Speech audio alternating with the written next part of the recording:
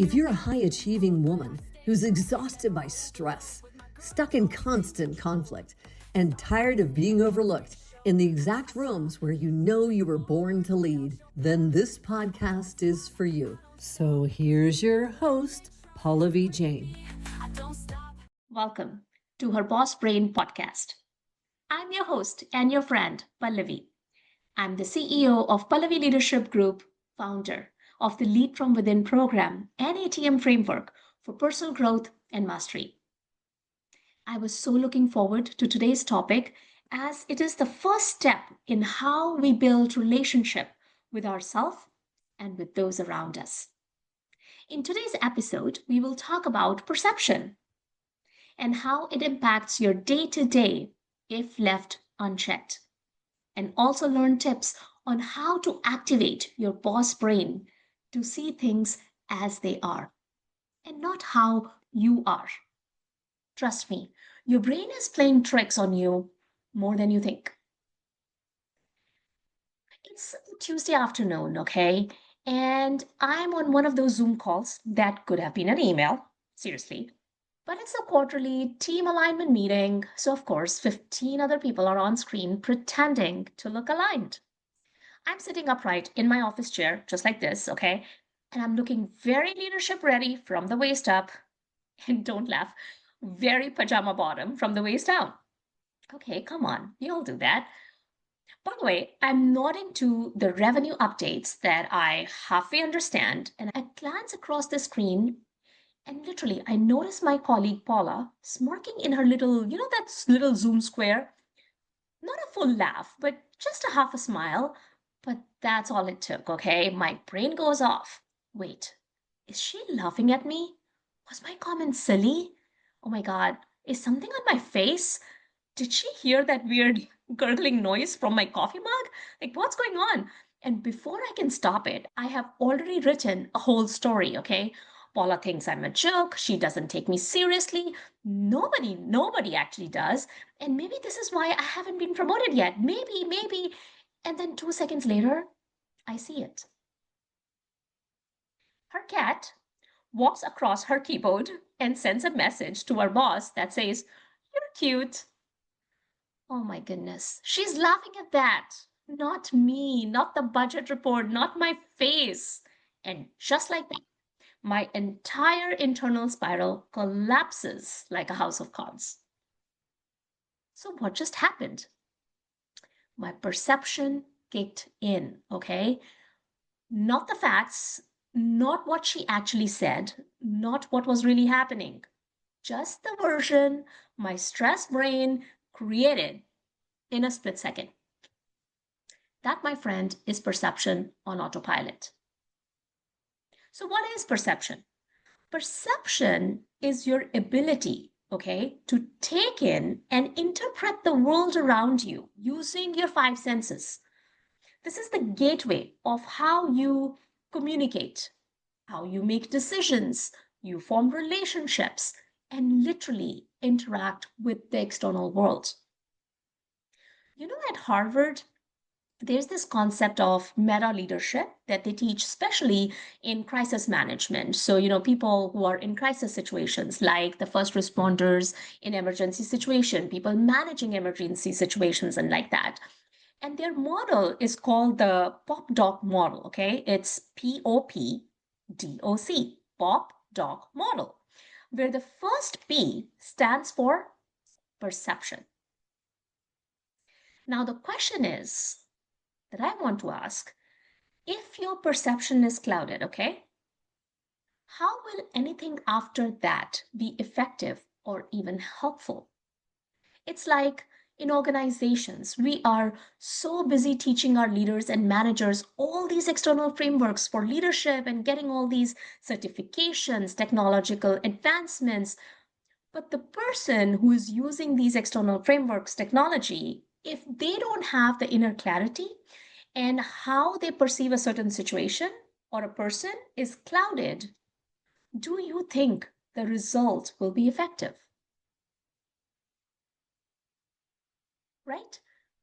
So I mean, all these external frameworks are really, really important and we need them. But we also need to spend some time in creating that inner clarity within us because we are the users who are using these technologies, who are using these frameworks to take it further, right?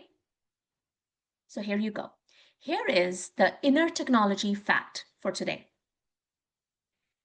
Anything, okay, anything that you have taken in through the five senses is registered in your memory. Whether you're conscious of it or you're not, it doesn't matter. It is there. And your brain then acts as an anticipation machine to predict the future using this data that is stored from past experiences and your memory. So you see, your perception and your working memory are deeply entangled. And what do I mean by working memory? Working memory is like your brain's sticky note, you know? It holds current information, but it's filtered through past recordings, filling in the blanks to predict or anticipate quickly, quickly in microseconds. That's how our brain processes things very quickly because it takes something, it takes the stimulus, and then it fills the blanks using past recordings and what has happened in the past and quickly gives you the results. Which unfortunately, though, results in you having a clouded perception. It's like a uniquely colored glasses of your own lived experiences, interpretations, and the data stored in your memory through which you are seeing your current reality. And hence the clouded perception. Meaning, many times, you are not really seeing things as they are, but rather seeing them how you want them to be or how you are based on your own assumptions, which results in complications in relationships, disharmony in teams, and ineffective decision making. Our perception is like that camera, with filters. The lens is a neutral. It's tinted by every little thing we have absorbed over the years. So when something happens, a tone, a look, a silence, a message, your brain doesn't just observe it, it interprets it, it fills in the blanks, it creates meaning. And let's be honest, that meaning isn't always accurate. It's often built on worst case scenarios. So, if you have listened to my previous episodes, we talked about the negative bias of your brain and how it stores and remembers all the negatives for the sake of its most important job, your survival. So, here's a question for you, okay? Do you think knowing about our brain negative bias and what we just learned, our tip of consciously creating positive memories, right, which we learned before, will impact your perception? What do you think? I want you to leave a comment about this. And if you say yes or no, okay, whatever you say, I also want you to tell me why. All right, let's keep going. Now, why are we talking about it? Why are we talking about perception and why is it so important? Specifically for women, okay? Because women, especially high performing ones in leadership roles, okay, are often operating with hyper alert perception. And there's a reason for that. 66% of women report being interrupted at work repeatedly. 1 in 3 women say they have had their judgment questioned in their own area of expertise. Can you believe that? And we're more likely to receive feedback about our tone, our personality, than about our actual skills. And brace yourself, okay? Nearly 75% of women say they have experienced imposter syndrome at work. What does that mean? That means your perception radar is constantly scanning, it's on red alert. Was that a real critique or a biased one? Was I excluded from that meeting or did I just miss the invite? Did he just ignore my idea or genuinely did not hear me? Am I overreacting or am I undervaluing myself? Goes on, and no wonder our brains are exhausted, and no wonder perception becomes a battlefield, not a tool. And this leads to over explaining, apologizing for things that no one even questioned, sometimes holding back ideas, interpreting silence as rejection, avoiding difficult conversations because our perception has already written the outcome. That's not leadership, that's survival mode. The truth is that your brain constructs its version of the world based on familiar patterns, often limiting your ability to perceive new possibilities. Now, the bigger problem is that because of this, you stay stuck in the same patterns, cycle of emotions, same repetitive stories and experiences because your inner state creates your outer reality. So if you are stuck in similar thoughts, emotions, interpretations, you will keep experiencing the same external situations, behaviors, and people. Now, if you no longer want to live a cyclical life, driven by past and the data that has been recorded, then we have to activate your boss brain to be in control and write your own future where you start seeing things as they are. You tell me, isn't that the starting point to crafting a new and fresh future? Wow, that's exciting. So let's dive in and talk about how to do this, okay? Now, as I said before, recordings are happening all the time through your five senses, whether you're conscious of it or not. Okay. Now, this is what is happening ever since we were born. And we know that these recordings are happening. But do you know we also carry generational memory? Okay. Now I'm hitting something that some of you may not agree with, but I'll still mention it. There was an experiment conducted by Dr. Deepak Chopra years ago in which they took some mice and they introduced the wintergreen smell. It's a very strong smelling plant, right? So they gave them wintergreen and then they were given electric shock after that. They saw the effect of this memory recording up to 7 generations. What do I mean? Literally, for up to 7 generations, when these mice were introduced to wintergreen, they would start running everywhere in fear, anticipating danger associated with that smell. Isn't that crazy?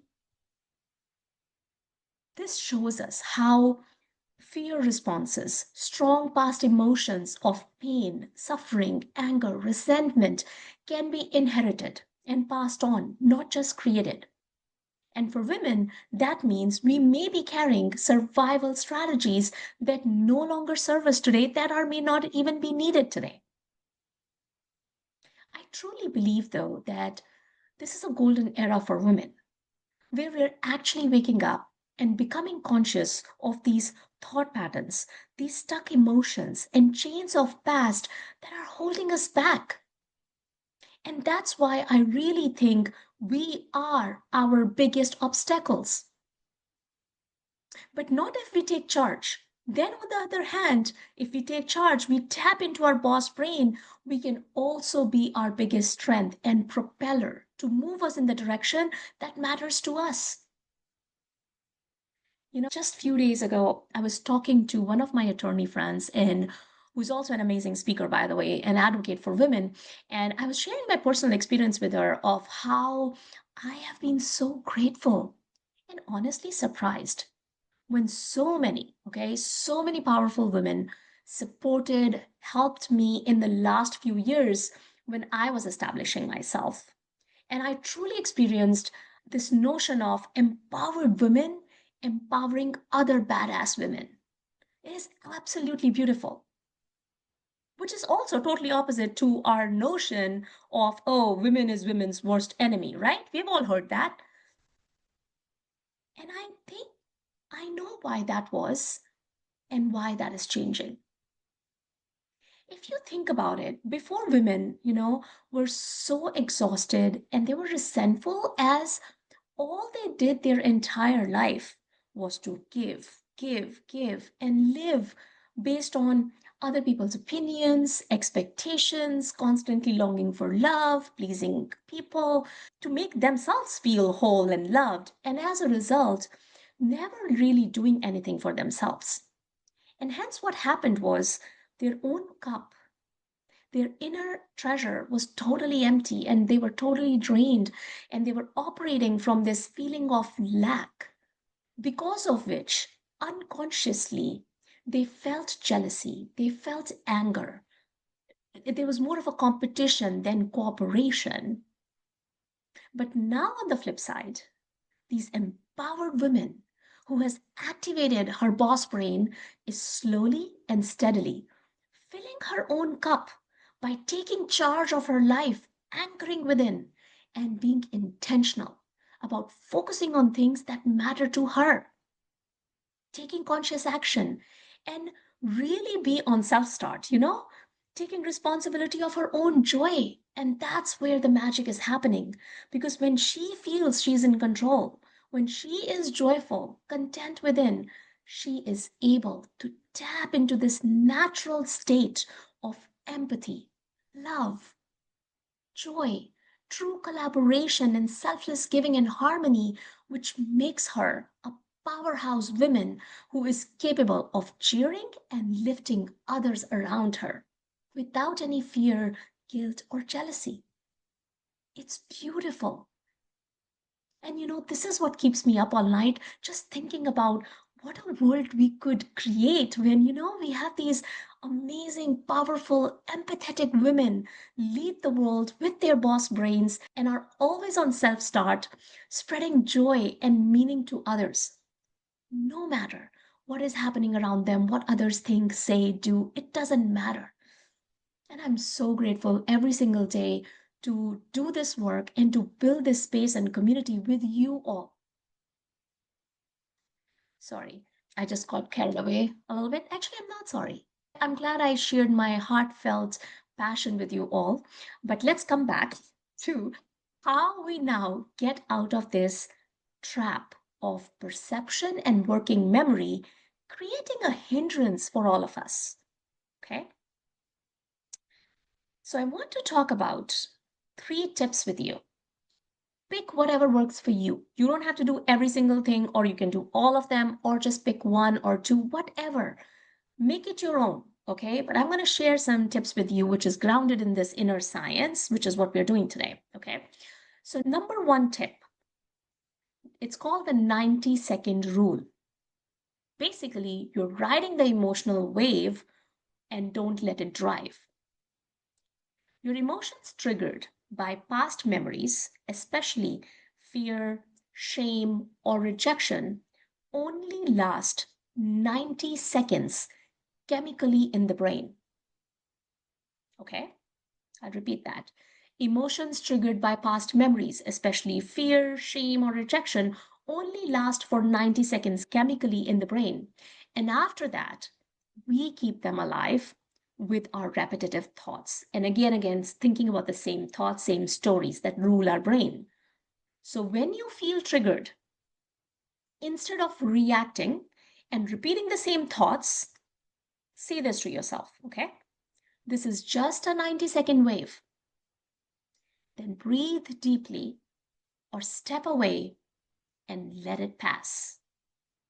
What it does is it lets your prefrontal cortex, which is the rational part of your brain, regain control over the amygdala, which is the emotional part of your brain. So you're overriding rationality and your high functioning human brain on top of the emotional brain. Okay. And I want you to use it in meetings, in difficult conversations, or when you're receiving feedback, especially a negative one. Okay. So that's your first tip of the day, the 90-second rule. Second tip, actually, I want you to do something before I tell you what it is. I want you to take a minute, think of one story or difficult situation that you have been replaying in your head for last few days or even from last week, okay? Anything, something happened that made you angry, a conflict, an argument, an irritation from some person, whatever it is. I want you to take 10 seconds and think about that story or that difficult situation and think about, replay that in your head, what happened. Just do it with me right now.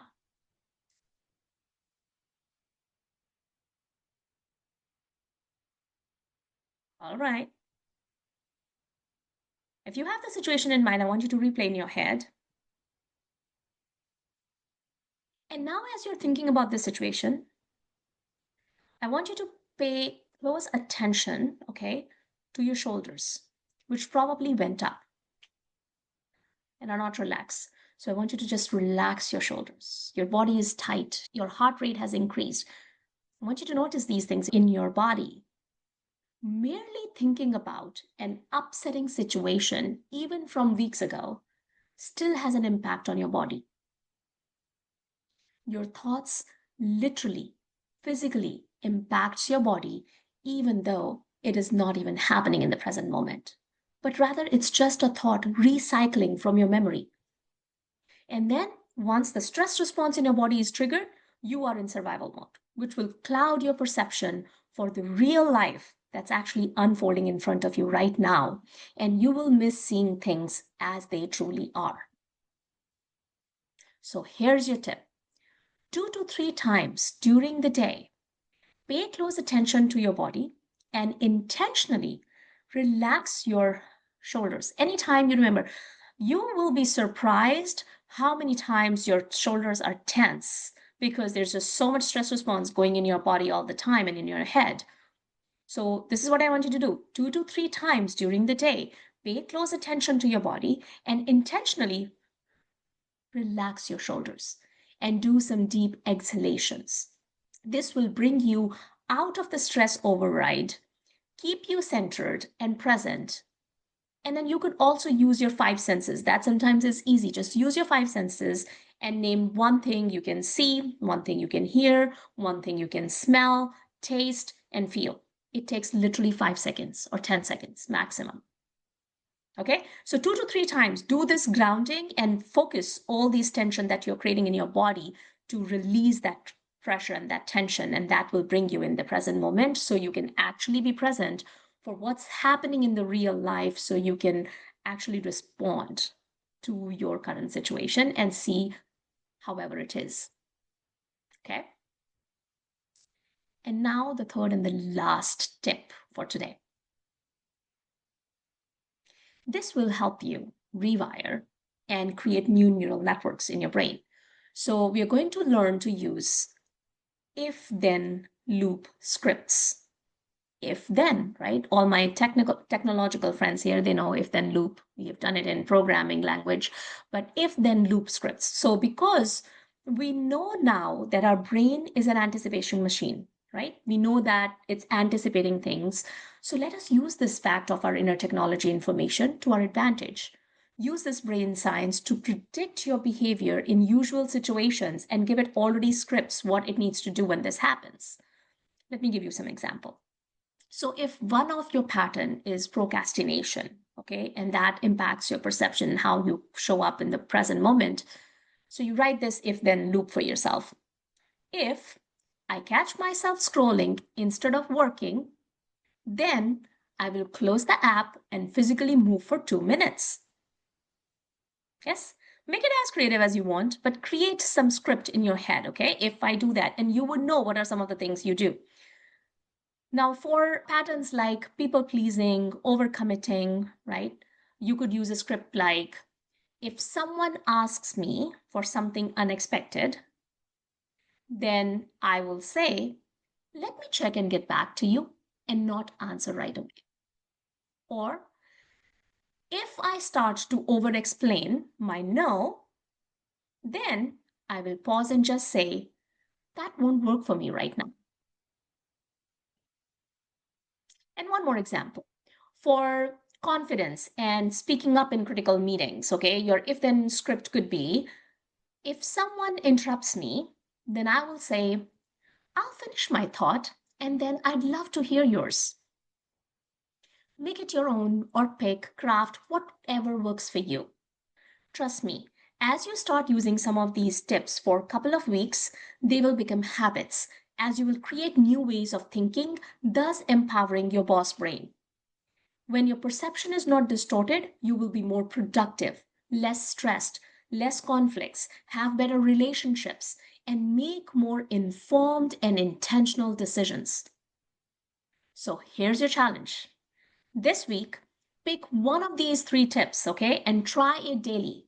DM me, tag at her boss brain. Let's activate our boss brain together. And who knows? That one shift might just change the way you lead, relate, and live this week. Keep shining, put on your boss brain, and lead like you mean it. I'll see you next time.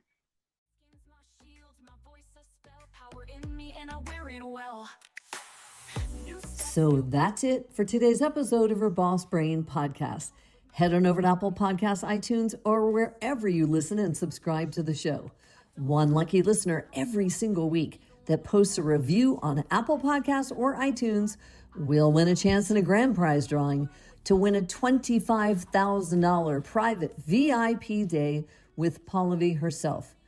Be sure to head on over to herbossbrainpodcast.com and pick up a free copy of Pallavi's gift and join us next time.